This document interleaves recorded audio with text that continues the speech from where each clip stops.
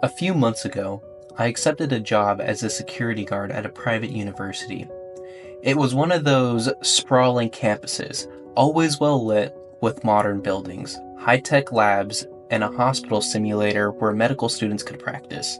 I had heard rumors about strange things happening in the simulator at night, but I was skeptical. After all, who could believe that mannequins could do anything more than just lie there, lifeless? But I quickly realized those mannequins were unlike any others. They were incredibly realistic, simulating breathing with cold, rubbery skin.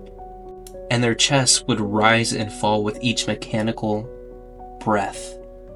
Some of them could even speak, programmed to say if they were feeling better or if they needed immediate care. Now and then I'd hear murmuring things like, "I feel fine," or "I need help." It was supposed to be part of their advanced programming. Only a few weeks into the job, I noticed something disturbing. One mannequin in particular stood out. The students called him Andrew. Andrew wasn't much different from the others. Pale, glassy eyes, and expressionless face. But there was something about him that made my skin crawl. He was the only one that could activate on his own, even when there was no one around to manipulate him. At first, I thought it was just a software glitch, but one night, I was walking down the simulator hallway.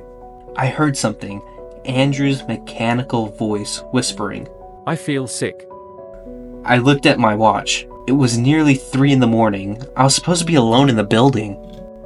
Curiosity got the better of me, so I went to the simulation room. I approached the mannequin, and with a knot of fear in my stomach, I leaned in to inspect him. Suddenly, the mannequin let out a whisper, so faint I had to lean in closer to hear. "You are going to die." I froze. That wasn't part of the mannequin's programmed phrases. When I reported it to my supervisors, they dismissed it, saying it's probably just a misinterpretation, but I knew what I heard. And it wasn't a one-time thing. On other nights, Andrew began to mutter even more disturbing phrases. "Give me blood." The technicians insisted there was no way the mannequin could say such words, but I began noticing that Andrew seemed more active, always mumbling strange, incomprehensive things whenever I passed it in the middle of the night. One particular night, when I was doing my usual rounds, I thought I heard footsteps behind me in the simulator hallway. I turned around and called out, "Who's there?" Only silence and the echo of my voice greeted me. But when I entered the simulation room, I saw something that took my breath away. Andrew, the mannequin, who was always lying on a bed, is now standing, looking straight at me, with his dead, glassy eyes, his lips slightly parted. "You are going to die." He growled, in a voice that echoed so darkly through the empty room. Terror paralyzed me. I tried to step back, but my legs felt numb. Suddenly, Andrew took a step towards me. Terror paralyzed me. I tried to step back, but my legs felt so numb. Suddenly, Andrew took a step toward me, staggering but determined. That's when I turned and ran like never before. I could hear the dull thud footsteps of mechanical legs right behind me, each step quickening as he screamed in a distorted, monstrous tone. "Give me blood." His voice sounded like it came from some deep, dark place. A mix of whispers and screams that echoed in my head. I ran down the hall, stumbling, glancing over my shoulder, expecting to see him right behind me, but suddenly everything went silent.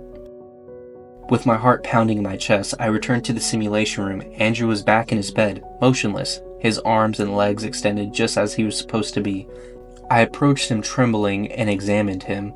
His blank face just stared back at me, but his eyes looked darker than before, hollow, in a way that I haven't noticed earlier. I decided to quit that same week. When I filed my report, the administrators looked at me with somber expressions. Finally, one of them confessed that my position had opened up because the previous guard had been found dead. He was discovered next to Andrew with a scalpel lodged in his neck, and the scalpel, incredibly, was in the mannequin's hand.